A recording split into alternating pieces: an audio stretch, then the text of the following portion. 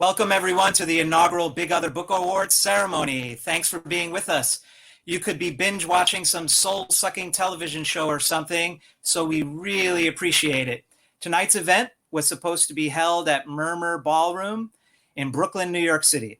For obvious reasons, we're unable to hold the event there or anywhere else in person, but I want to thank Brian Kelly for agreeing to hold the event at Murmur, and for his enthusiastic willingness to realize the event in this form. Thanks too to Justin Rabowski, who's handling the production behind the scenes right now. Hi, Justin. Please be sure to make as generous a contribution as you can to Murmur Ballroom tonight, as they do their best to remain open during these cataclysmic times. We need to support venues like Murmur through this crisis and others like it. Venues that are willing to host and promote literary events and more besides. Established in 2019, Big Other is an online and arts and culture magazine which features work by Pulitzer Prize winners Rae Armantrout and Forrest Gander, National Book Award winners Daniel Berzutsky and Arthur Zay, Grand Master of Science Fiction and Fantasy Samuel R. Delany, and a host of other stellar writers. Big Other is edited and managed by a certain extraterrestrial, a Puerto Rican, me, John Madera. On your screen below me, you'll see a call to action button. Click on it to subscribe to Big Other's newsletter. On to tonight's itinerary. In recognition of excellence in literature published in 2019, tonight I'll be announcing a winner in each of the following categories: fiction, graphic novel, poetry, nonfiction, and translation. A Reader's Choice Award and awards for lifetime achievement and outstanding achievement service to the literary community will also be presented. Big Other contributors Rae Armantrout, Norman Locke, Victoria Redel, and Arthur Zay will read from their work. I'll start with announcing the winner of the 2019 Big Other Book Award, Big Other Book Award for the Reader's Choice for Big Other's Book Award. And the winner is Ilya Kaminsky's Deaf Republic, published by Grey Wolf Press. A round of applause for Ilya Kaminsky and Grey Wolf Press. I had contacted 200 or so writers and editors, readers of Big Other, to give me their best of 2019 list, and Ilya Kaminsky's Deaf Republic, an extraordinary book, received the most votes. Congratulations, Ilya Kaminsky and Grey Wolf Press. I also want to go on with celebrating the recipients of the inaugural Big Other Literary Citizenship Awards. This award aims to recognize outstanding efforts towards supporting work of innovative writers and adventurous presses through reviewing, editing, publishing, and/or promoting books, as well as encouraging, building, and sustaining a robust literary culture. And the awardees are Tobias Carroll, Jane Chabatari, Gabino Iglesias, and Janice Lee. Another round of applause for Big Other's inaugural Literary Citizenship awardees. On to tonight's readings. All of tonight's readers are writers whose writing I adore. They are writers of the best words in the best order. Honored to have published their writing in Big Other, and I hope to publish their marvelous work over and over again. So please send me more of your writing, Arthur, Norman, Rae, and Victoria. After their reading, I'm going to ask them a single question, so everyone stay tuned for that as well. Our first reader is Rae Armantrout. Armantrout is the author of many books of poetry and has also been featured in a number of major anthologies. Her most recent books include Versed, which is the winner of the 2010 Pulitzer Prize for Poetry, Money Shot, Just Saying Itself, Partly, New and Selected Poems, 2001 to 2015, and Wobble, a National Book Awards finalist. Armantrout currently teaches at the University of California, San Diego, where she is professor of poetry and poetics. Lucky to have published Armantrout in Big Other twice, 3 poems last year and 4 poems just a few weeks ago. Please welcome Rae Armantrout.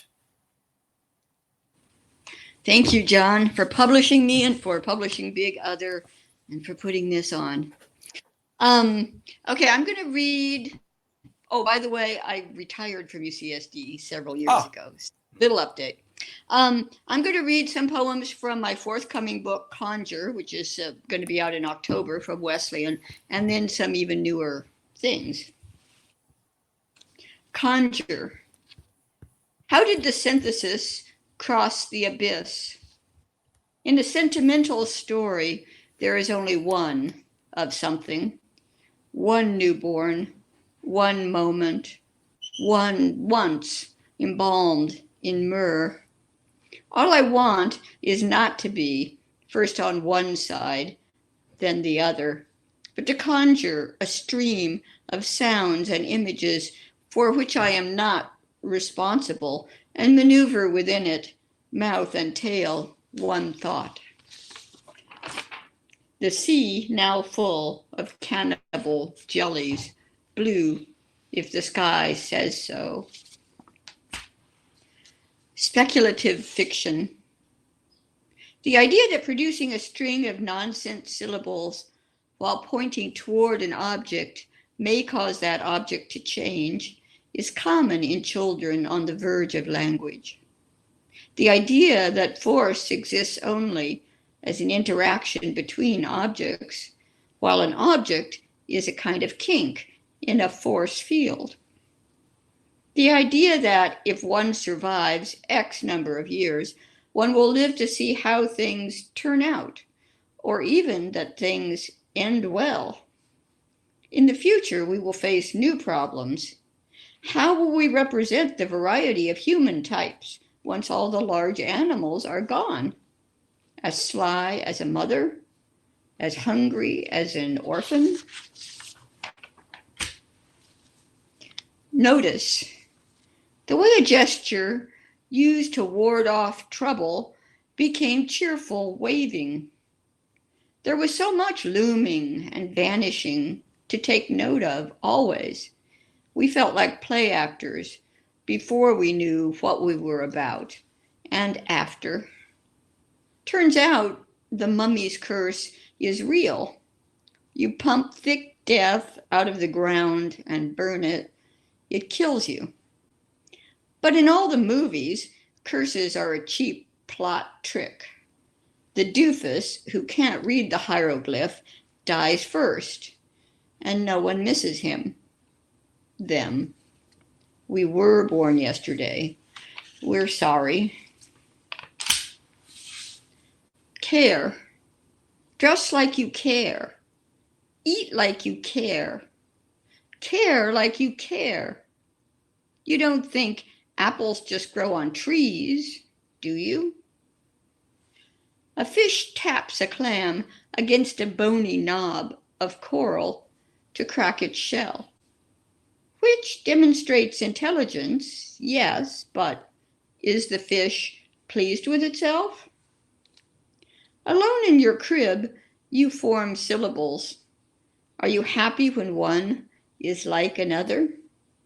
Add yourself to yourself. Now you have someone. And this next one was in the Big Other recently. The sleep problem. If there's anything I can do to help me, I said, that's not what I meant. I must hold my intention in my mind's eye, or it will go astray. I must remember to intend to hold it tenderly. Kickety-doo-dah, I say, when you flop over in bed thrashing, meaning zippity-broo-ha-ha in a language I keep forgetting you don't speak. A sentence begins and ends in the present, but on the way, we need to hurry. Zippity-doo-dah is a slave song commissioned by Walt Disney.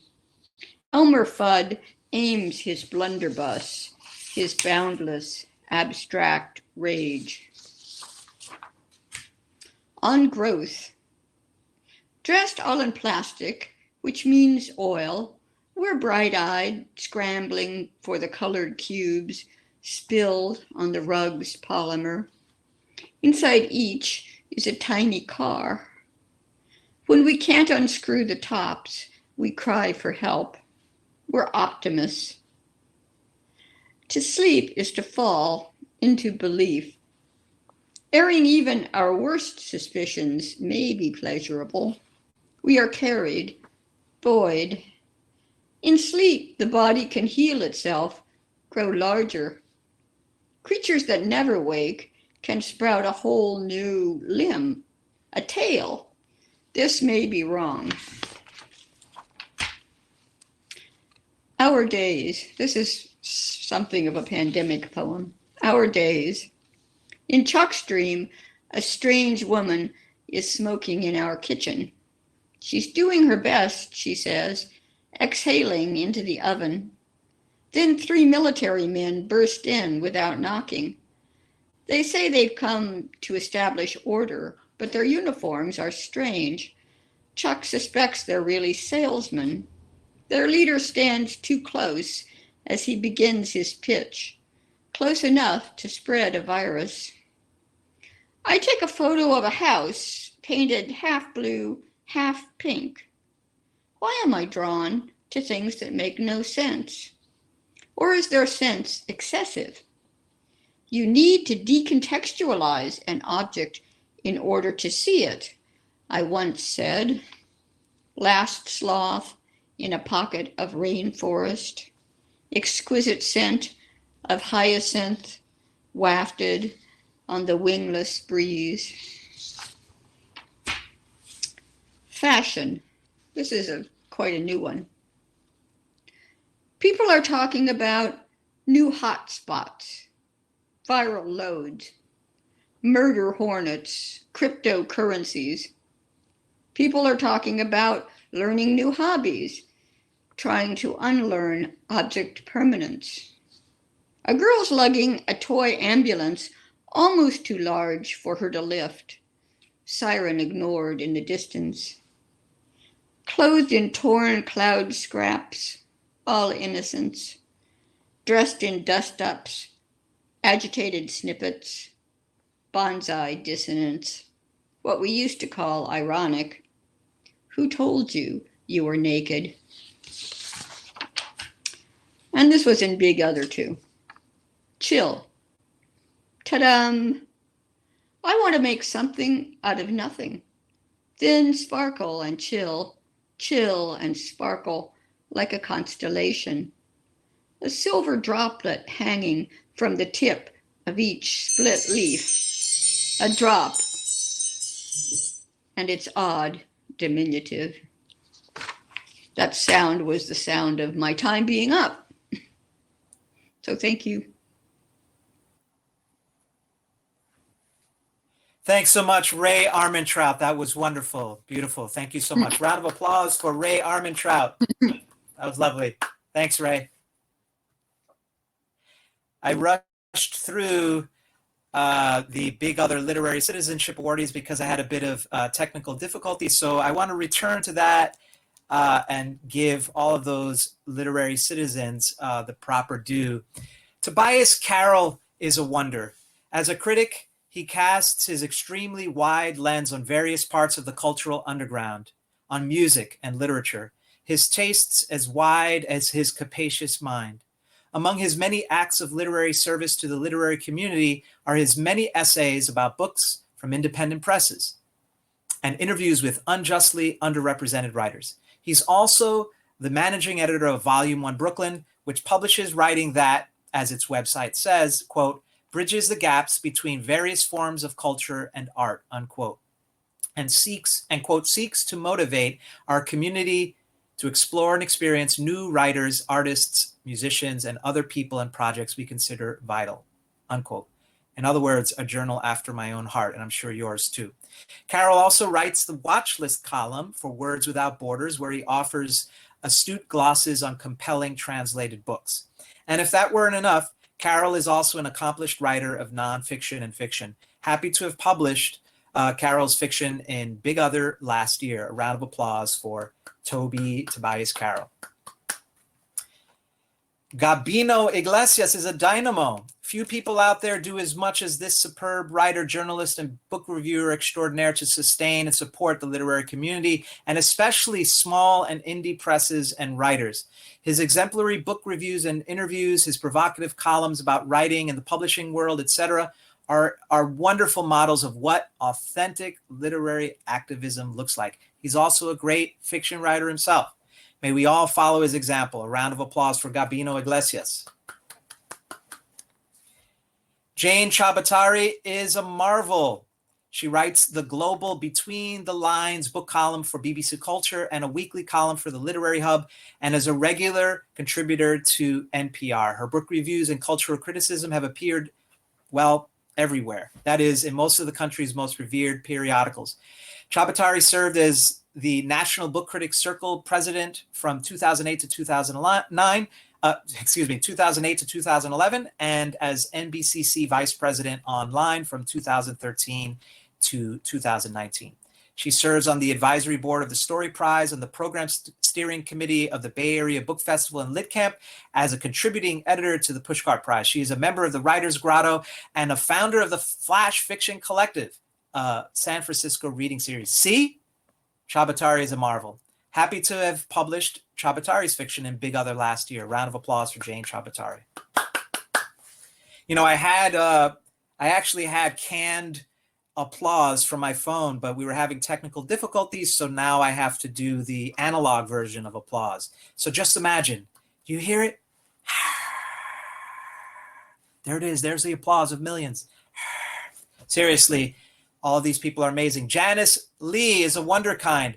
She is founder and executive editor of Entropy, one of my favorite online journals. She's also the co-publisher at Civil Coping Mechanisms, contributing editor at Fanzine, and co-founder of The Accomplices.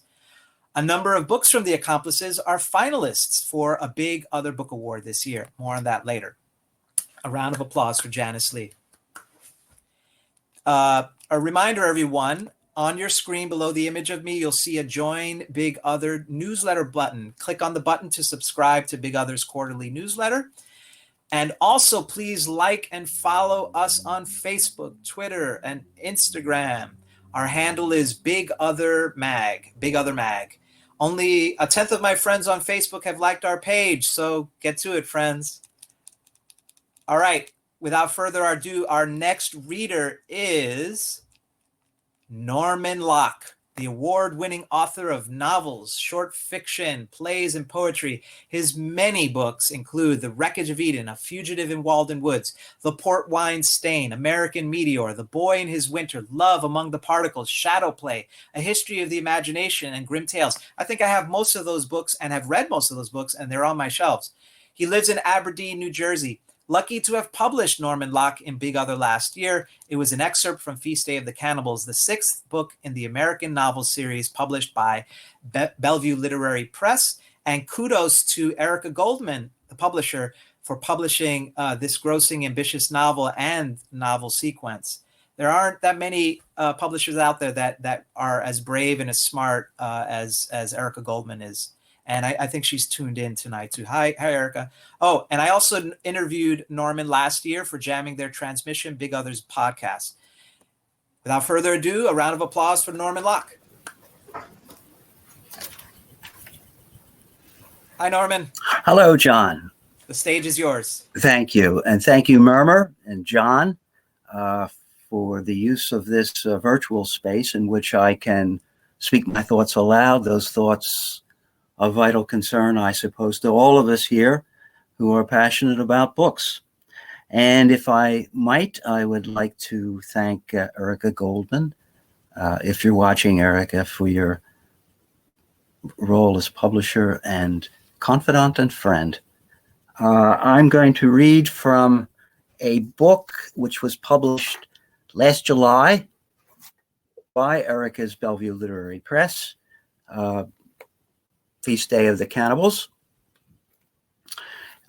Just to set it up, if I can. It's being narrated by a bankrupt businessman who lost his factory and his wealth and his social position to the panic of 1873 and the terrible economic depression that followed for 6 years thereafter. With nothing else to do, he wangles a position with the New York Customs Service, where he finds himself working for Herman Melville. You may or may not know that Herman Melville, by this time, was entirely forgotten. His novels, including Moby Dick, long out of print, and most of those who had known Melville thought that he was dead. He spent the last, I don't know, I've forgotten now, 15 years perhaps, out of the public eye, writing only poetry and working as a surveyor for the U.S. Customs Service on Gansevoort Pier in the North River and the Hudson River. Shelby Ross, the bankrupt employee of the Custom House, is telling his story, of which I'll read a few pages, to Washington Roebling, who was the chief engineer for the Brooklyn Bridge. Roebling spent most of the dozen years it took to build that bridge. It was completed in 1883. Most of those years as an invalid in a second-floor apartment overlooking on Brooklyn Heights, overlooking the bridge and its construction. So this is from part 2 of the novel, Barnum and the Elephants. It takes place in Washington Roebling's second-story room on Brooklyn Heights. The date is May the 17th, 1884. 2 years have passed since we were together in this room. You finished your work and went home to Trenton. I finished mine and went to prison. Much has happened, but I dare say we are much the same as before. The rise and fall of a man or an empire takes time to accomplish. Rome wasn't built, nor did it end in a day. I expect to go on a while longer. Melville, he goes on as always.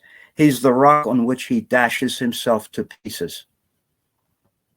In my cell, I read the adventure stories, Typee, Uma, White Jacket, and Moby Dick. I'll read them again on lonely, damp winter nights, with a coal stove roaring like Ahab's own ocean or curses. I'm no Ahab Roebling, except in the immensity of the hatred I conceived for John Gibbs. It had been simmering for months, but the boiling over seems to have taken hardly any time at all. 3 weeks, 4. When it did rise up in me, it was scalding. Ahab.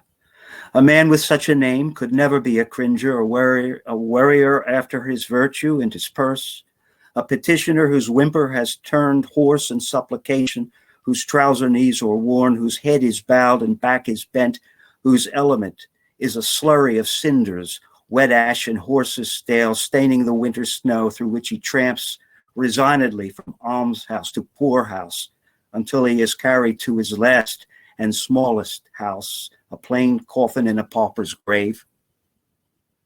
Not that I'm any one of those things, mind you. I never once begged the judge for mercy, but my fury did not last, and like a pot taken off the boil, the hatred subsided when the cause was removed.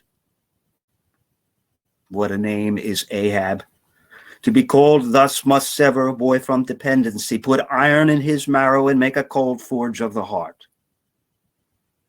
It is a name to blow him out of childhood into the fullness of life, never mind the cost. Only a man of uncommon strength of will can bear the name of a seventh king of Israel and the ruler of Moab, whose corpse was defiled by dogs and swine, according to the prophecy of Isaiah, and whom God hated. I shouldn't mind being hated by him, if I could be in the company of such a man, even if he was laid waste in Gilead and burned in a sty. King Ahab roared his defiance, as I would wish to do mine when the time comes. Melville's famous captain did the same, although I'd sooner have been in the retinue of the Israelite than aboard the Pequod with its crazed master and crew. Ahab, raised in the Holy Land or in Nantucket, was accursed by God. Sometimes I think I am as well, although my Christian name would suit an effete poet or a parlor snake. We all come at last to our story's end, and I don't give a damn if my husk after the great winnowing moulders in the ground on Ward's Island or in my father's crypt on Greenwood Cemetery, a pleasure park for cast-off flesh soon to be no more. Our bones are none the worse for common dirt, so long as they danced when the body was quick.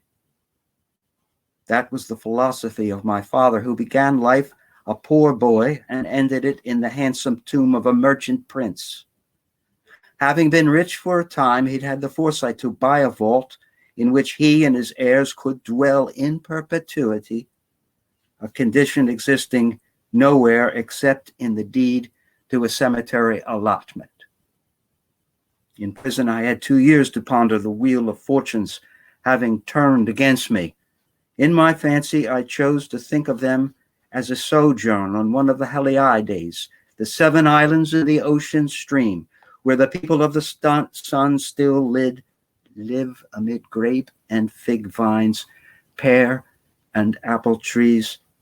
Some good came of my classical education. After all, in my story, I owed my escape to Melville, who rowed me across the harbor to a waiting ship, just as the grown Pip had done for Magwitch. He was taken and drowned, but in my daydreams I fared better. I embarked on the Highlander, captained by a saintly man, which carried me as in a dream to the ocean between India and Ethiopia, called the Arabian Sea. I know why we tell one another stories. The reason is not, as Martin claimed, to console us for having only one life to call our own. Stories help us to endure it. You're a good listener, Roebling, if a laconic one. Your confinement makes you hungry for tales having nothing to do with metallurgy, mathematics, and catenary curves. And what in hell is a catenary curve? Never mind. I'm certain not to understand it.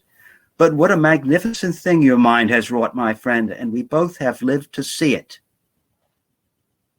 I'm glad you let me visit you again. I was afraid you'd shun me. We're much alike, I think. We are isolatos.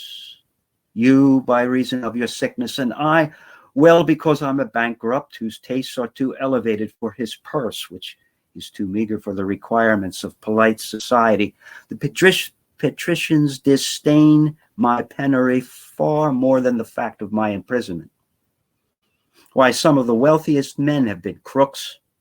Boss Tweed, Thomas Durant, the rascal behind the Credit Mobilier scandal, and the Union Pacific con, Gould and Freak, and your own contractor, J. Lloyd Hay, who is now breaking rocks at Sing Sing for having sold you inferior wire for your cables. The whole shebang could have fallen down like London Bridge had the fraud not come to light. Crooks, one and all, and yet they were counted men of eminence and rank. I called Durant a rascal. The words we use for villainy are, like villain itself, ridiculous to modern ears. Reprobate, scoundrel, ruffian, roughneck, rogue. I might just as well have called him a whoresome dog or a jacksauce, as in Shakespeare's day, or a memorable phrase by Alexander Pope, which Melville used when he disparaged collector of customs Carruthers as a mere white curd of ass's milk. The wickedness of this century has outrun our vocabulary, and I suppose it will be left to the future to say what we truly were in our time. What will evil mean, I wonder, in the 20th century? What range, resources, and ruthlessness will it imply? In this city, which the world calls great, there are those who will not be swayed by sentiment or suffer their purposes to be altered, who recoil at human frailty and chafe at the restraints imposed by lawmakers and churchmen. They would give the devil title to their soul and sign all requisite conveyances in their own blood before they'd seen their schemes come to naught. They won't blandish or fawn, no, not even at doomsday, when, dressed in silken shrouds, they demand to be let in through heaven's gate. I once fancied myself one of them. I might have been one still, had circumstances not humbled me, had not ironed me flat. If only there were a drawing salve we could smear on our breast and be rid of all the poisons that waste us, body and soul. I wish he had made me other than I was. Thank you.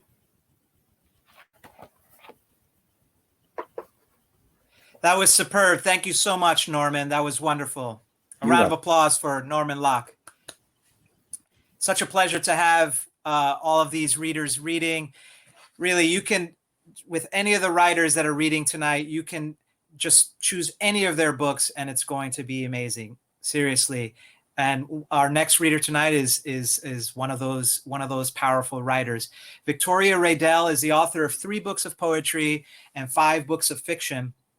Her books include Before Everything, The Border of Truth, Loverboy, and Swoon.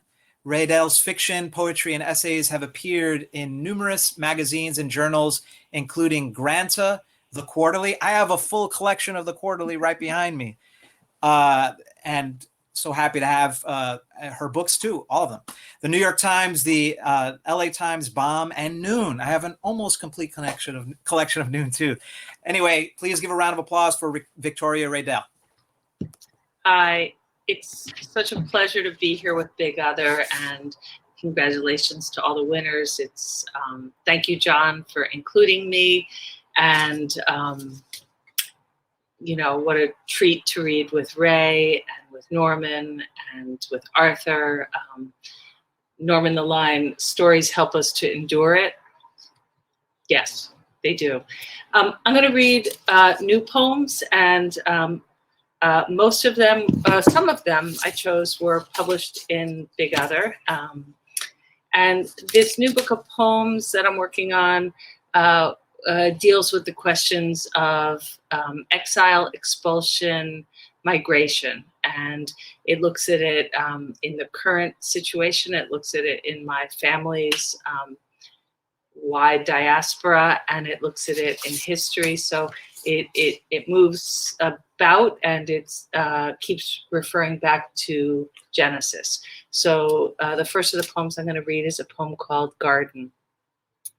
Several of these poems were in Big Other. A couple of them have a different title already by now. Garden. In the first weeks, we knew already this was history.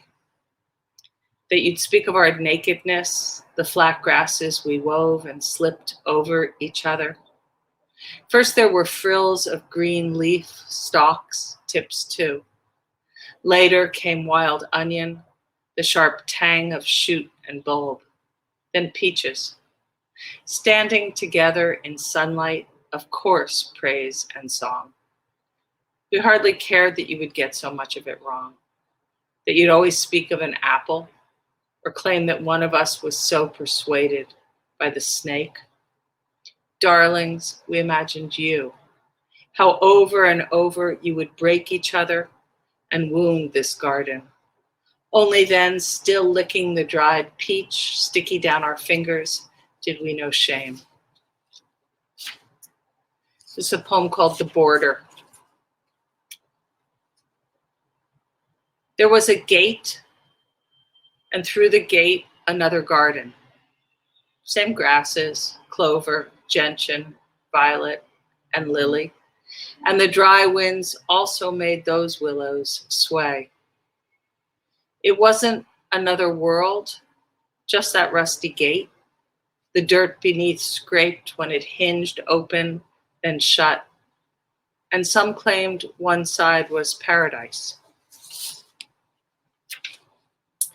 Expulsion. This appeared in Big Other with a different name, and I don't remember the name now. Sorry, John. This poem references my father, and it's actually his, or it would be his birthday today.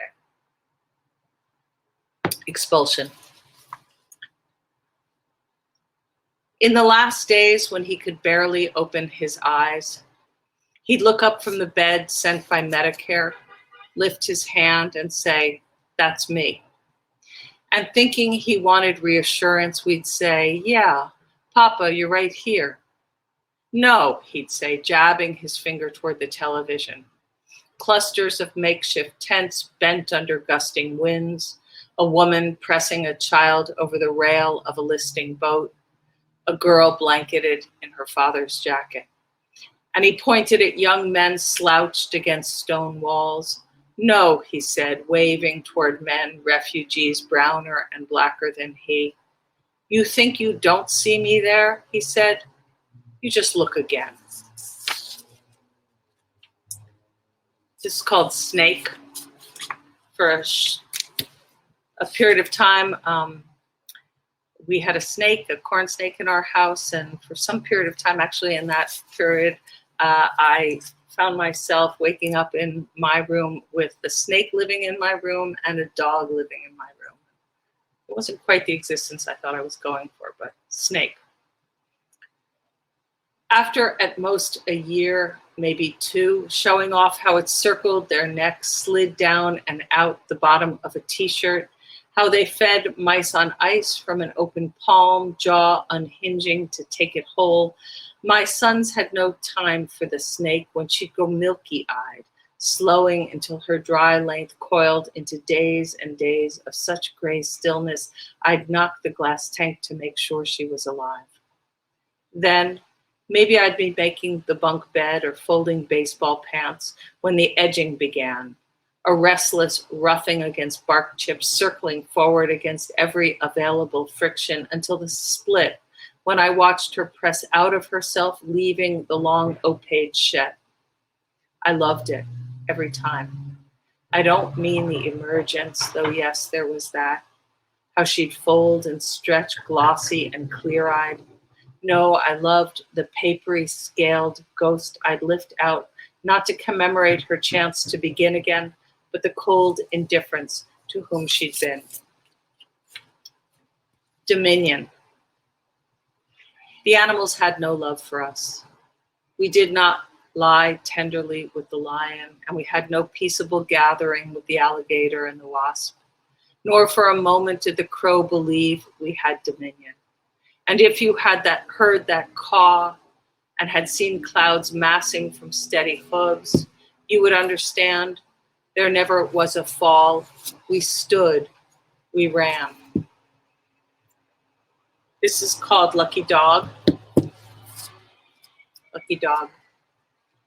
And today, out of nowhere, more than 50 years later, I'm wondering, did they name him Lucky, the dog that showed up on our front steps because our parents saw him as a reminder of their own luck, that they actually lived in a house with front steps, when between them they could count on one hand the childhood friends that were not dead?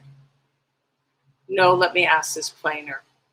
Was the difficult and loyal German shepherd Lucky, who roamed the tidy neighborhood, then nightly returned for our meat scraps and mat, their penitence for the others whose names they recited, our parents leaning out the kitchen door each day calling and calling them to come back? And the last one I'm going to read is a kind of new poem, and it's called On the Matter of Creation. On the Matter of Creation. Remember how it was when the art teacher handed out blobs of clay, and with the flat of your fingers, you rolled out the worm, roping it longer, then coiling around and around to build up your little cup or pot? Maybe the coil split and broke. Maybe the pot was lopsided, so wonky you smashed it down with a fist, rounding the clay to a new smooth ball. Then poked your thumb down into the center, squeezing water from the sponge, thinning walls you pinched from inside and out. Maybe you squished this one too when a cup across the table looked better. Or when the kid who always broke rules shaped something weird and so beautiful she didn't get in trouble this time. But finally, if you kept at it, kept shaping, remaking the same clump, there was the time you thought, this one's really good, or this is good enough, and carved your initials into the soft, flat bottom, cleaned up your mess and tools, then clowned around with your friends on the way to the big biology test. Thanks. Thanks, John. Thanks, Victoria Redel. That was amazing. Thank you, Victoria, and happy birthday anniversary to your father. Thank you so much. That was great. Thanks. I'm also envious of Victoria's lighting. I had the guys bring in the massive Klieg lights, and here we are. Actually, I borrowed my girlfriend's lamp, and it's shining on my face, and it's making me very, very hot. Trying not to brag about that, but that gives me a chance to show off this T-shirt. There we go. Can you see that? My girlfriend made that for me too. So shout out to her, and I should shout out her and her daughter. So Lenina Nadal and Viva Nadal, and then my daughter Naomi Madera, because they want me to do that, I'm sure. Okay, so without further ado, let me introduce Arthur, our final reader for tonight. And please stick around, because not only am I announcing the Big Other Book Award winners, we're also going to have a conversation with the readers tonight. So our final reader is Arthur Zay, poet, translator, and editor. Arthur Zay is the author of 10 books of poetry, Sightlines, winner of the 2000 National Book Award for Poetry, Compass Rose, The Ginkgo Light, Kipu, The Redshifting Web, Poems 1970 and 1998, Archipelago, River River, Dazzled, Two Ravens, and The Willow Wind. He is also a celebrated translator from the Chinese, sorry, I lost my place, and released the Silk Dragon translations. Sorry, we're a bit low budget here. He is a professor emeritus at the Institute of American Indian Arts and was first poet laureate of Santa Fe, New Mexico, where he lives. Without further ado, Arthur Zay.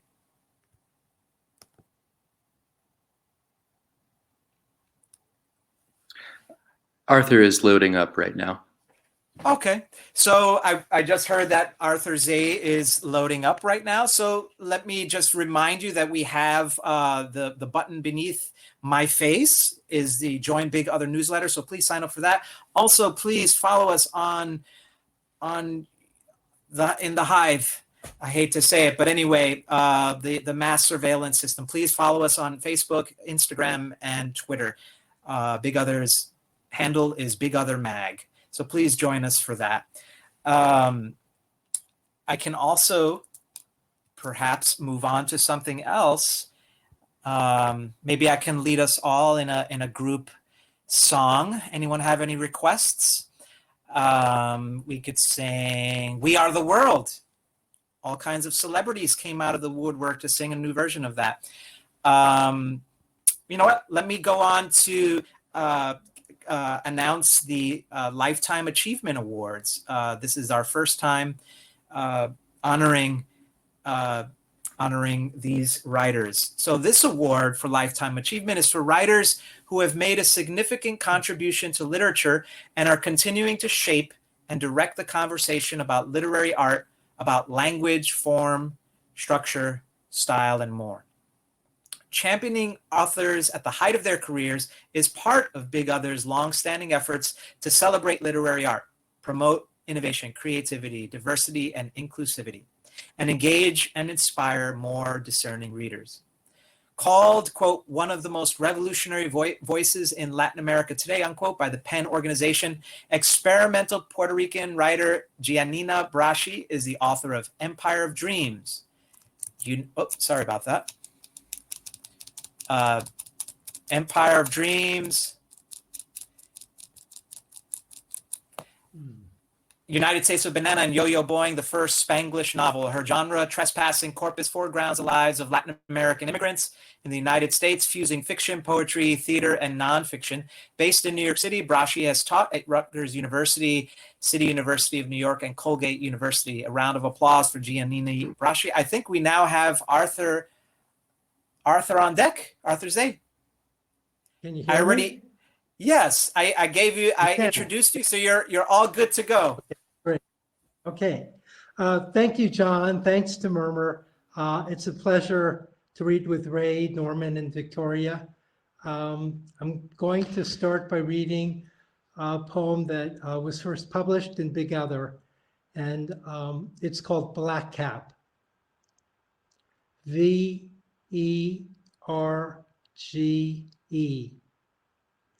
She sets type by hand and loves how the spaces between letters and between words are of the same type metal the letters themselves are cast from. O-P-E-N-W-A-T-E-R.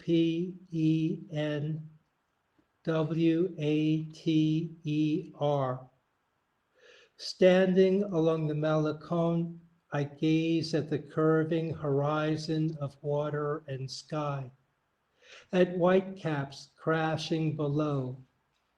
Now, walking barefoot on an oak floor, I expect to see through the glass panes a stag enter the moonlit orchard, where autumn hangs in the branches like smoked bourbon, but no, not yet. To arrive at a place where each letter of each word rises out of metallic silence. And in the yearning for this language to black cap, I ride a hush, a wave, where the silence will be broken when dogs bark at whatever crosses the fence line.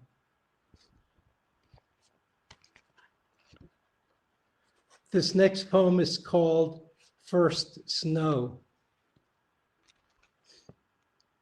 A rabbit has stopped on the gravel driveway. Imbibing the silence, you stare at spruce needles. There's no sound of a leaf blower, no sign of a black bear. A few weeks ago, a buck scraped his rack against an aspen trunk. A carpenter scribed a plank along a curved stone wall. You only spot the rabbit's ears and tail. When it moves, you locate it against speckled gravel. But when it stops, it blends in again. The world of being is like this gravel. You think you own a car, a house, this blue zigzag shirt, but you just borrow these things. Yesterday, you constructed an aqueduct of dreams and stood at Gibraltar, but you possess nothing. Snow melts into a pool of clear water, and in this stillness, starlight behind daylight, wherever you gaze.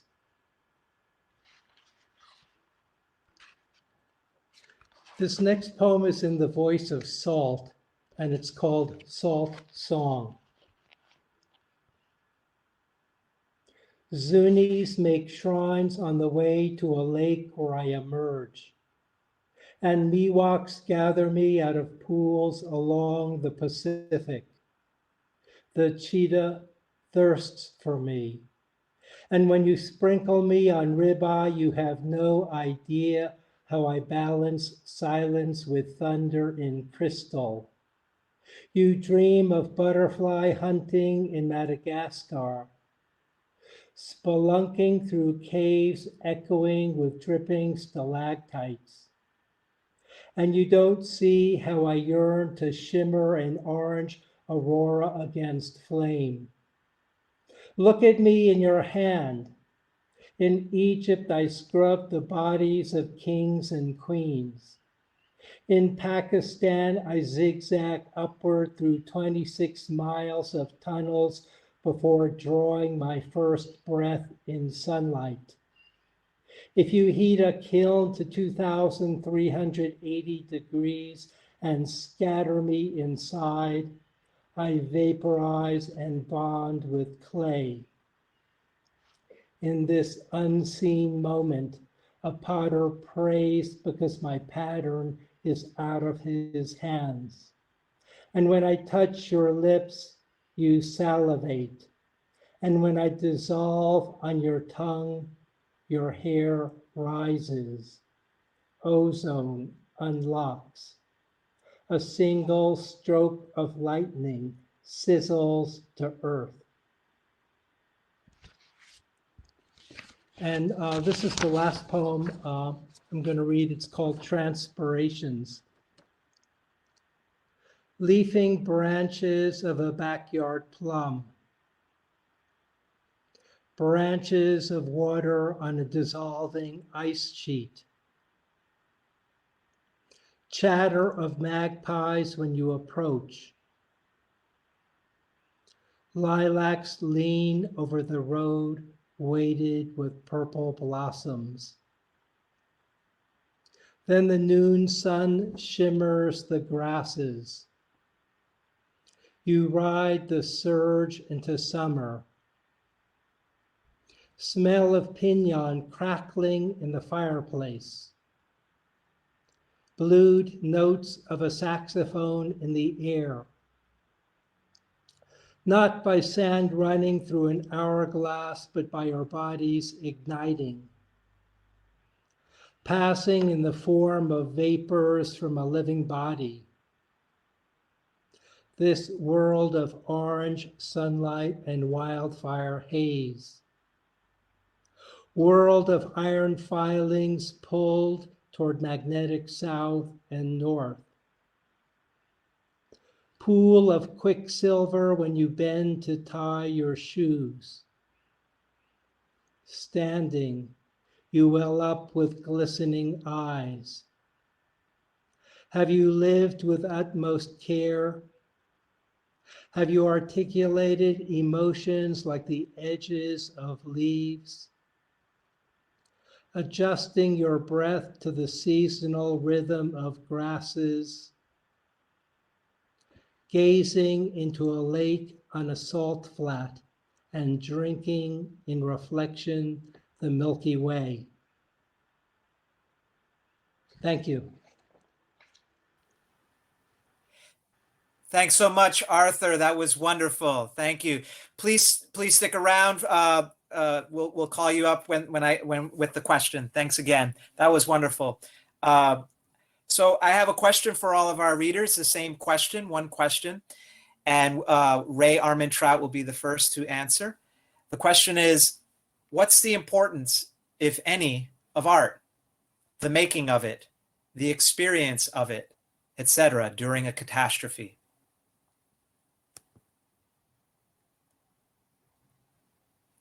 I think we're waiting for Rae right now. How are we doing, Justin? Rae should be here any moment. Great. So the question again is, what's the importance, if any, of art, the making of it, during this catastrophe, the experience of this catastrophe, during a catastrophe? Sorry, I bungled that. What's the importance, if any, of art, the making of it, the experience of it during a catastrophe?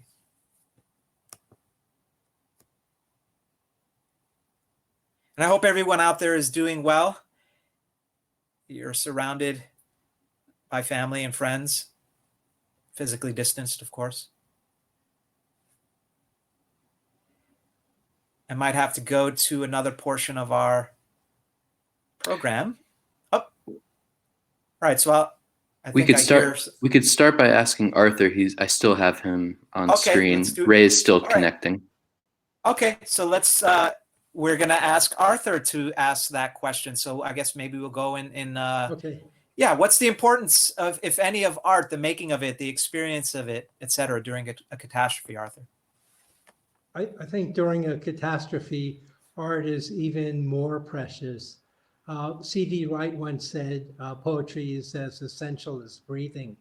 And I've always loved that comment, that making art, reading art, experiencing art, literature, poetry is as essential as breathing. It sustains us, it gives us life, it gives us energy. And I think during a catastrophe, even more so, it helps us with mindfulness to be really aware of what is right in front of us, or mortality. And with each breath, it just makes life so essential and important. Thank you so much, Arthur. And we have Rae Armantrout now with the same question. Is making art important during catastrophe? Those kinds of questions are really hard for me, because I never know whether making art is important at any time. I mean, I think people who write honestly do it from some kind of inner compulsion. I mean, I wrote when I had cancer. I wrote a lot then, and I'm writing a lot now, actually, too. But I don't think I write with a purpose, like, you know, of making things better, or I think I just seem to be pulled to write when things are strange and I'm trying to understand them. And the world is very strange right now. And somehow the way I deal with that is to try to put it into words. Solitude's challenging for sure, as we all know by now. And because I tend to get a lot of material from interactions, and now the only person I see is my husband. So since he's got his own things going, I'm thrown back a lot into myself more than usual, and drawing more on dreams, which may not be a good idea, and memories.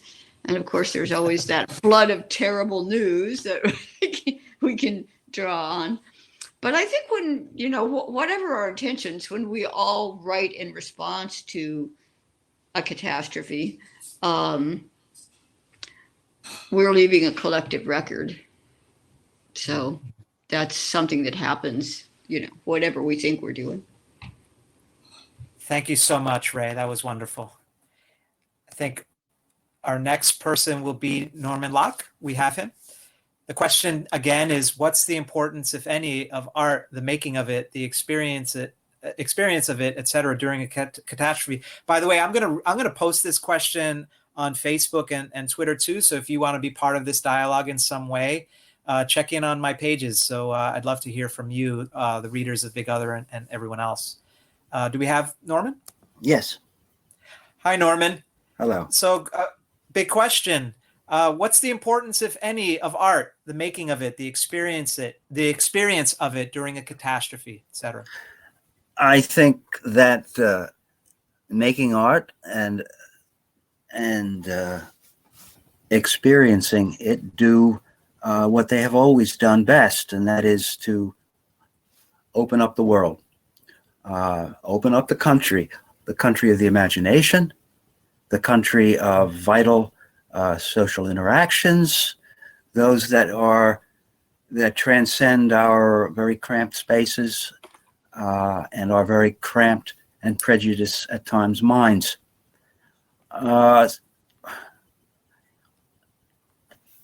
Somebody wrote, the poem is as necessary to life as bread. And I feel always the metaphoric truth of that statement. And yet, and this is the paradox that plagues me also, and I think has thematically ribbed all of my work for the last 50 years, is that the actuality of that statement falls flat. I have never gone more than a day without eating. I guess it's the disparity between metaphoric truth and actuality. It is the place where all serious literature has its play, has its field. Um, I would like to end with my comment with a story that is always intrigued and haunted me. Is by Ursula Le Guin, The Ones Who Walk Away from Omelas. I don't know if you know the story. It's a parable, and it posits a civilization come to fruition, incorporated in the city of Omelas. Arts, athletics, a sort of Attic culture is now flourishing and perfect. It is a paradise, if a communal one. And the secret of Omelas is that locked in a dark dungeon at the basement, in the foundation of the city, is a child who is wretched, who suffers untold misery of isolation and deprivation, so that the city of art, can flourish. I have no answer for that irreconcilable difference. Thanks so much, Norman. That was wonderful. Our final respondee is Victoria Redel. Do we have her on the line? Yep. Can you hear me?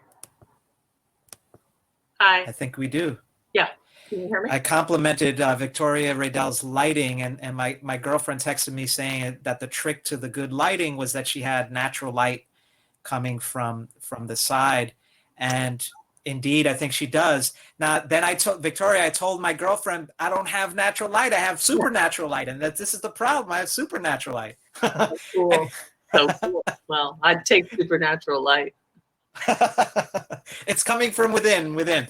So my question for you is the one that I had for all the other readers tonight, Victoria. What's the importance, if any, of art, the making of it, the experience of it during a catastrophe? So I was nodding my head to each of the prior responses. So yes and yes and yes. And Norman said, I quoted it when I first came on after Norman read, stories help us endure it. Right. So I think there's a piece of that in the moment. Right. I think as Rae said, it's, writing is a kind of compulsion. The way a writer manages time, circumstance is through writing her way or his way through experience. And so, on a kind of personal level, I think that's the navigation, right? It's the steadying state. It's the way into something bigger, better, the imagination, as well as just the gift of giving story to others. So that's one piece of it. And this week I was rereading Anna Akhmatova's Requiem, and in that poem, and it's during the Stalin purges, and her son is in jail and her husband is in jail, and at some point somebody comes up to Akhmatova and says, can you describe this? Can you tell this story? And she says yes. So the other point of writing is to bear witness, to bring into a future what it is, the texture of what we've lived through. John, are you here? I'm sort of the only person on this screen. I'll keep talking, hoping you're coming back. I don't know if I'm here or you're not there, or and so I think that's John's coming back right now. Yeah, I think it was when I started talking about supernatural light, I was transfigured, but they brought me back, so I'm here. I've heard you. No, I think a piece of it is for us to bring forward into the future the texture of what experience is. Not necessarily that everyone will write about what our breath smelled like in a mask, or what it felt to Lysol your newspaper when you wanted to read it, or any of the specificity of what Flannery O'Connor calls the specific detail, the dust. that we have to be in to be a writer, but where that brings us to, and where each writer will take it is important. Mm. Thanks so much, Victoria. That was wonderful. And thanks again for reading. Loved it. Thank you. Yeah, thanks. So to kind of summarize as best I can what the four writers said, the notion of connecting to each other through our breathing and those organic kinds of connections, and then opening the various openings. When Norman had mentioned the opening of the imagination, I also thought of the current drive to open America, which brought to my mind the notion that America has never been open. It's never been an open society. But the wonderful thing about art is that it opens those possibilities, those connections. And there's also the notion, Rae's notion of leaving a collective record. And then that compulsion to communicate and to draw connections and to make sense and out of the current material of whatever might be happening, whether it's in confinement or not. And the gift of giving to others, I really love that. And connected to that, I think, is gratitude. But the gift of it's actually a gift that we have given to us to be able to give to others. Which is something that Victoria had said, and to bearing witness, and I think all of the writers talked about, although Victoria used this phrase, was the texture of what experience is, and that's what I love about all of those writers and all of my favorite writers, to say the least. The ability to capture minutia, the grand, the infinitesimal, the so-called quotidian, and the so-called awesome. And thanks again to Arthur, Rae, Norman, and Victoria. A round of applause to all of you too. Please send me some more work. I'd love to publish you again. And I should say that if you're interested in having your work appear in Big Other, please feel free to submit. Please go to www.bigother.com//submit.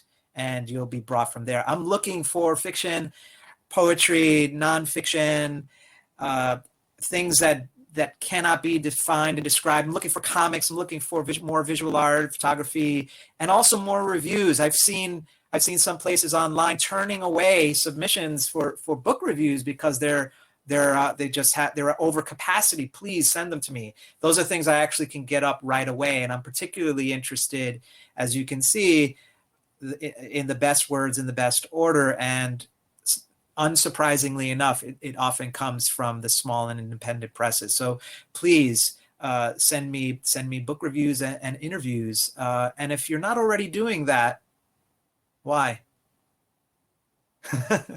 All right. So I want to go back to talking about the Lifetime Achievements recipients. I had already mentioned the experimental Puerto Rican writer Giannina Braschi, and our second honoree is Samuel R. Delaney, whose vast oeuvre includes space opera with neo-slave narrative, memoir, sword, and sorcery fantasy. So writes Jordy Rosenberg in the New York Times.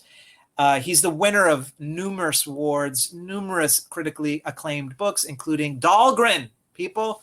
Through the Valley of the Nest of Spiders, Dark Reflections, Babel 17, The Einstein Intersection, Nova, Equinox, Hog, I and Gomorrah, and other stories about writing. Times Square Red, Times Square Blue, The Motion of Light and Water, The Madman, Atlantis, Three Tales, Phalos, and the 4-volume series Return to Nevarian. Wow. Subject of the 2000 documentary The Polymath, Delaney lives in Philadelphia with his partner, Dennis Rickett. I'm also happy to have interviewed Samuel Delaney, Chip, he's a friend, on Jamming Their Transmission, Big Others podcast, which you can go to the site to see. Also delighted to have published an essay by Delaney and Big Other. A round of applause for Chip Delaney, Samuel R. Delaney. The next recipient is Keith Waldrop, who won the National Book Award for Poetry for his 2000 collection, Transcendental Studies, a trilogy. He's the author of numerous acclaimed books of poetry and prose, among them The House Seen from Nowhere, The Real Subject, Queries and Conjectures of Jacob Delafont with Sample Poems, Several Gravities, The Not Forever Inventions, and Selected Poems. He's also translated many books. He lives in Providence, Rhode Island with Rosemary Waldrop and is Professor Emeritus at Brown University. A round of applause for Keith Waldrop. Speaking of Rosemary Waldrop, she's our next recipient. She's also an acclaimed poet and translator, and she's an author of a number of amazing books, A Key into the Language of America, among them A Key into the Language of America, Another Language, Split Infinities, Reluctant Gravities, Love Like Pronouns, Blindside, Curves to the Apple, and Driven to Abstraction. She's translated so many people. She's also, along with Keith Waldrop, the co-founder of the beloved and much missed Burning Deck, which specialized in the publication of experimental poetry. She lives in Providence with Keith Waldrop. A round of applause for the great Rosemary Waldrop as well. The final recipient of a Lifetime Achievement Award from Big Other is poet, art critic, and curator John Yao, who's published over 50 books of poetry, fiction, and art criticism. His critically acclaimed oeuvre includes Radiant Silhouette, selected work from 1974 to 1988, In the Realm of Appearances, Hawaiian Cowboys, Forbidden Entries, The United States of Jasper Johns, My Symptoms, Borrowed Love Poems, Further Adventures in Monochrome, and Bijou in the Dark. Yao edits Hyperallergic Weekend, runs the great Black Square editions. A number of books from that press are also finalists for a book award tonight. And he teaches art history and criticism at the Mason Gross School of the Arts. I'm delighted to have also published John Yao's work in Big Other last year. A round of applause for him. Gentle reminder, everyone, on your screen below the image of me, you'll see a Join Big Other newsletter button. Please click on it to subscribe. And also please like and follow us on Facebook, Twitter, and Instagram. Our handle is Big Other Mag. And I should also say, do your best, everyone, to follow and help support all of the magazines out there. So many great places are doing extraordinary work. Entropy, Volume 1, Brooklyn, and the Paris Review, and Hyperallergic, and Verso has a great blog, and on and on and on. Just go out there and support them as best as you can in any way that you can. And that it does help to follow and like these places. And now, the moment you've all been waiting for. Can't begin to tell you how excited I am to announce the winners of the 2019 Big Other Book Awards. There's an enormous vacuum in the literary world right now. Actually, let me put it differently. The publishing industrial complex, which more or less has a stranglehold on the conversation of books, does not allow for the widest possible conversation about books. Take, for instance, one of the major awards for literature in this country last year, where 4 out of the 5 finalists in fictions were from a subsidiary of Random House, where 2 out of 5 finalists for nonfiction were from a subsidiary of Random House, where 2 out of 5 finalists for young people's literature were from a subsidiary of, guess what? Random House. Also, as much as I love Grey Wolf and Copper Canyon Press, I love them. They're amazing. There are many other small presses and independent presses that deserve attention. So that's one of the reasons why I started this award. And you'll see many of the finalists for the 2019 Book Awards comes from this rich, diverse, exciting, provocative, compelling world of literature. It's out there. So I'm hoping with the Big Other Book Awards that I can help bring further attention to these great presses and all the extraordinary writers. I'm not going to list them all. I love to do lists, and I love to just give shouts out to so many people. There's so many people to get excited about and their work. So I won't belabor the point any further, since I'm not a bridge burner, but a bridge builder. But these things have to be said. Anyway, I'm incredibly excited to announce the winners of the inaugural Big Other Book Awards, which aims to recognize excellence in literature, to to promote and support the work of innovative writers and adventurous presses. All of the books I'm going to mention are available at Bookshop, the fledgling indie alternative to evil empire Amazon. There's no excuse to buy books from Amazon anymore. Bookshop is it. Better yet, buy directly from the presses. Buy directly from the writers. In any case, I've set up a Big Other Bookshop where you can find all of the books. Without further ado, here are the finalists for the 2019 Big Other Book Awards for fiction. Farouk Ahmed's Kazakhstan, published by 713 Books. Donna Bear Stein's Scenes from the Heartland, published by Serving House Books. Jesse Bender's The Book of the Last Word, published by Whiskey Tit. Kim Chinqui's Wetsuit, Ravenna Press. Kim Chinqui's Wetsuit, published by Ravenna Press. Catherine Davis's The Silk Road, published by Grey Wolf, great press. Lindsay Drager's The Archive of Alternative Endings, Dzank Books. Brian Evanson's Song for the Unraveling of the World, published by Coffee House Press. Andrew Farkas's The Big Red Herring, published by Kernpunkt Press. Carol Guess and Amy Parkinson's Girl Zoo, published by FC2. Joshua Kornreich's Horse Buggy, published by Sagging Meniscus Press. Laszlo Krasnohorkai's Baron Wenkheim's Homecoming, published by New Directions, translated by Ottilie Mulzet. Karen Anwei Lee's The Maze of Transparencies, published by Ellipsis Press. Hilary Leftwich's Ghosts Are Just Strangers Who Know How to Knock. Sam Lipsite's Hark, published by Simon & Schuster. Norman Locke's Feast Day of the Cannibals, published by Bellevue Literary Press. Gary Lutz's The Complete Gary Lutz, Tyrant Books. Christina Miletti's Chokebox, published by University of Massachusetts Press. Tanya Ann Pulley's With Teeth, New Rivers Press. Chuck Richardson's Iterations of Lilith and Adam, an Alien's Memoir, published by Blazebox. Salman Rushdie's Quixote, published by Random House. Joe Sackstedter's Makeshift, published by Sarabon. Susan Steinberg's Machine, published by Grey Wolf. Therese Svoboda's Great American Desert, published by Mad Creek Books. Colson Whitehead's The Nickel Boys, published by Doubleday. D. Harlan Wilson's The Psychotic Dr. Schreiber, published by Stalking Horse Press. A lot of great books.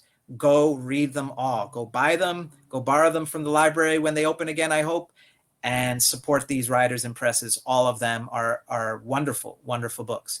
And the winner is Karen Anwei Lee's The Maze of Transparencies, published by Ellipsis Press. Round of applause for Karen Anwei Lee and Ellipsis Press. I had some canned applause on my phone, but I couldn't have two things going at the same time. It interrupts the internet. Anyway, congratulations, Karen Anwei Lee and Ellipsis Press. See, I have a text coming in. Okay. So my next, I mentioned, please go buy these books in whatever form you can. Avoid the evil empire Amazon, who Jeff Bezos is actually making bank during this time. He made $30 billion. All right. Away from the soapbox. Next up is the announcement of the winner of the 2019 Big Other Book Award for graphic novel. Nina Bunjevac's Bezemena, published by Fantagraphics. Eleanor Davis's The Hard Tomorrow, published by Drawn and Quarterly. Michael DeForge's Leaving Richards Valley, published by Drawn and Quarterly. Anna Galvan's Press Enter to Continue, published by Fantagraphics, translated by Jamie Richards. Keum Suk Gendry Kim's Grass, Drawn and Quarterly, translated by Janet Hong. Luke Healy's Americana and the Act of Getting Over It, published by Nobrow. Kate LaCour's Vivisectionary, published by Fantagraphics. Paco Roca's The House, published by Fantagraphics, translated by Andrea Rosenberg. Frank Santoro's Pittsburgh, published by New York Review of Comics. And Chris Ware's Rusty Brown, published by Pantheon Books. Again, all of these books are amazing. I just recently rediscovered graphic novels. For many years, I read comic books and graphic novels and then didn't. And so I'm very happy to have been introduced to many, many great graphic novels, and these were the ones I like most. And the winner is Keum Suk Gendry Kim's Grass, published by Drawn and Quarterly and translated by Janet Hong. Again, go, please, congratulations to her and to Drawn and Quarterly, and please go buy these books at Bookshop or directly from the publisher. Next up are the finalists for, and the announcement of the winner of the 2019 Big Other Book Award for Nonfiction. The finalists are Will Alexander's A Cannibal Explains Himself to Himself, published by The Elephants. Hazel V. Carby's Imperial Intimacies, A Tale of Two Islands, published by Verso. Emmanuel Carrère's 97,196 Words, published by FSG and translated by John Lambert. Gabrielle Civil's Experiments in Joy, published by The Accomplices. Jehan Dubrow's Through Smoke, published by New Rivers Press. Forgive me if I'm mispronouncing anyone's names. Marguerite Duras' Me and Other Writing, published by Dorothy, translated by Olivia Bias and Emma Ramadan. Nina Sun Aidsheims' The Race of Sound, published by Duke University Press. Keum Suk Gendry Kim's Grass, which just won the Graphic Novel Award, translated by Janet Hong. T. Fleischman's Time is the Thing a Body Moves Through, published by Coffee House Press. Laura Hyunji Kim's Entering the Blobosphere, Amusing on Blobs.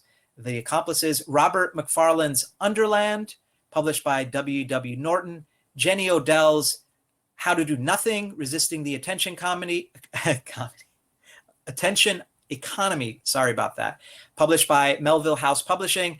Jenna Osmond's Motion Studies, published by Ugly Duckling Press. Leah Purpura's All the Fierce Tethers, Saraband, published by Saraband.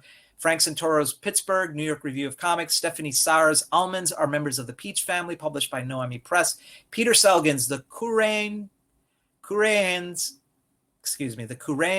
Melody Serving House book. Sorry, Peter, for the mispronunciation. Great book.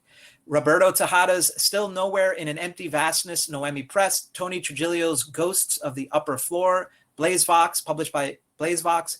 Esme Weijun Wang's The Collected Schizophrenias, published by Grey Wolf. And the winner is Robert McFarlane's Underland, published by W.W. Norton. Please give a round of applause for Robert McFarlane and W.W. Norton. You know, as I'm reading all of these books and thinking about them, I definitely feel bad that I didn't award all of them the award. They all deserve it. They're all great. Go check them out. I'm going to post links and everything on Big Other.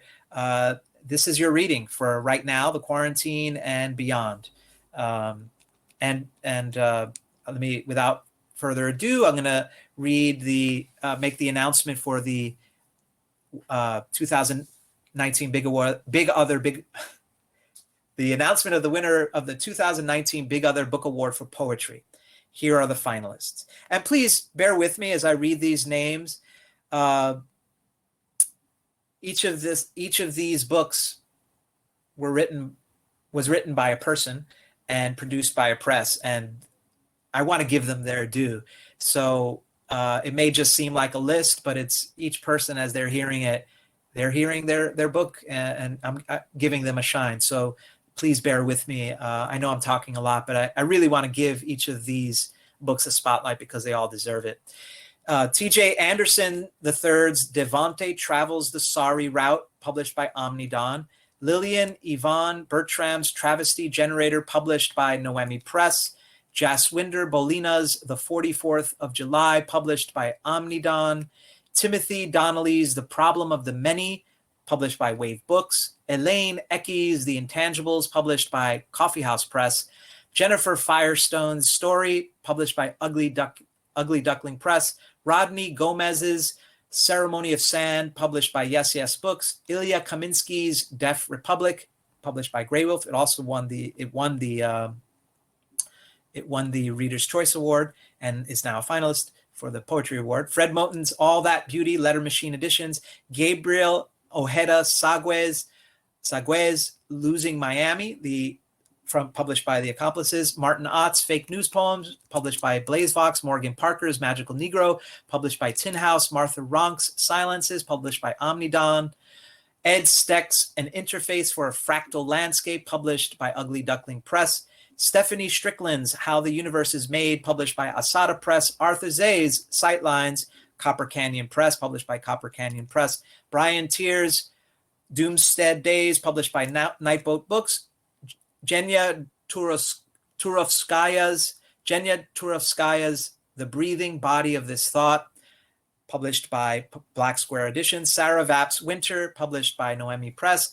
And Puerto Rico en Mi Corazón, edited by Karina del Valles Shorske, Ricardo Maldonado, Erica Mena, and Raquel Salas Rivera, published by Anomalous Press. Forgive me for my butchering of pronunciations. And the winner is Timothy Donnelly for Problem of the Many, published by Wave Books. Please give a round of applause for Timothy. All of these books are great. Again, support all of these writers and support the small presses. The final award for tonight is, I believe, the finalist, the award for translation. And Puerto Rico en Mi Corazón is also up for the translation award. Chantel Ackerman's My Mother Laughs, published by Song Cave, translated by Corina Kopp. Jean-Baptiste Del Amos Animalia, published by Grove Press, translated by Frank Wynn. Marguerite Duras, Me and Other Writing, published by Dorothy, translated by Olivia Baez and Emma Ramadan. Nona Fernandez's Space Invaders, published by Grey Wolf Press, translated by Natasha Wimmer. Paulina Flores's Humiliation, published by Catapult, translated by Megan McDowell. Jean Fremont's Now Louison, published by New Directions, translated by Cole Swenson. Keum Suk Gendry Kim's Grass, published by Drawn and Quarterly, translated by Janet Hong. Vigdis Horth's Will and Testament, published by Verso, translated by Charlotte Barsland. Laszlo Krasznahorkai's Baron Wenkheim's Homecoming, published by New Directions, translated by Ottilie Mulzet. Juan Jose Milas's From the Shadows, published by Bellevue Literary Press, translated by Thomas Bunstead and Daniel Hahn. Valerie Mregin's Black Forest, published by Deep Vellum, translated by Katie Shireen Nassef. Veronique Pitolo's Hero, published by Black Square Editions, translated by Laura Mullen. Paco Roca's The House, published by Fantagraphics, translated by Andrea Rosenberg. Zaya Rahmani's Muslim, a novel, published by Deep Vellum, translated by Matt Reek. Raymond Roussel's The Alley of Fireflies and Other Stories, published by The Song Cave, translated by Mark Ford. Dushan Sharatar's Billiards at the Hotel Dobre, published by Istros Books, translated by Raleigh Grau. Padtim Statovchi's Crossing, Pantheon Books. Sorry if I mispronounced that. Sorry about that. Translated by David Haxton. Mio Vestrini's Grenade in Mouth, Kenning Editions, translated by Anne Boyer and Cassandra Gillig. Kim Yediam's Blood Sisters, translated by published by Deep Vellum and translated by Ji Yoon Lee. All these books are wonderful. Please support all these presses. We need these presses. We need more of these presses to be publishing, these presses that are publishing works in translation. They're doing the work, the necessary, vital work. All of these presses are, especially all of these small and independent presses. And the winner is Laszlo Krasznahorkai's Ottilie Mulzet, published by New Directions. Please give a round of applause for Laszlo Krasznahorkai, Ottilie Mulzet, and New Directions. Gentle reminder, everyone, below on your screen below the image of me, you'll see a Join Big Other newsletter button. Click on the button to subscribe to Big Other's quarterly newsletter. The newsletter features an anthology of work we've published during the respective period, as well as announcements of goings-on of our contributors and more besides. And please like and follow us on Facebook, Twitter, and Instagram. Our handle is Big Other Mag. Thanks, everyone. for supporting literature. Thanks for supporting Big Other. Thanks for supporting small and independent presses. And thanks for supporting the best words in best order. Thanks to Murmur Ballroom. Thanks to Brian Kelly and Justin for all the great work. And I'll conclude with saying two things. And I know I've talked way too long, but I do want to say this. First, a question with some answers. So how do we create, strengthen, sustain vital critical context where small press books are substantially supported, engagingly discussed, etc.? Here's one idea. Perform one act of community building every day, or whatever you can realistically manage. Imagine if everyone interested in small press books and writers posted something about a small press book or writer they weren't directly affiliated with every day, or whenever they could. Imagine if those same people made it a practice to buy small press books and talk and post about it, review small press books, interview small press writers, talk and post about and attend small press writers events like this one. My heart goes out. The second thing I want to say is my heart goes out to all of the artists right now who are struggling to make ends meet or struggling to make anything or both. Regarding the struggle to make things, let me say this. Fallow periods are sometimes necessary. Respect it if that's what it is. That is, do everything you can to plow and till the field, even as you necessarily leave it unseeded. But how do you know if this, whatever it is such a period? Hard to say. But here are some things to remember as you figure it out. Art is food. That is, it's absolutely necessary, not some decorative frill or gratuitous thrill. You're a farmer. Get to work. Also eat and eat well, lustily and without apology. I'm still talking about art, but do this with your other meals too. Moreover, be honest, be fearless, go crazy, disobey. Do something every day for someone else. This could be a meal. Express gratitude for what you have, even if it's only a vision of a future feast. Finally, as Big Other's tagline says, you are what you read. And last chance to click on the button below to subscribe to Big Other's quarterly newsletter. And follow us, please like and follow us on all of the platforms, Facebook, Twitter, and Instagram. Our handle is Big Other Mag. Farewell, friends. Thank you.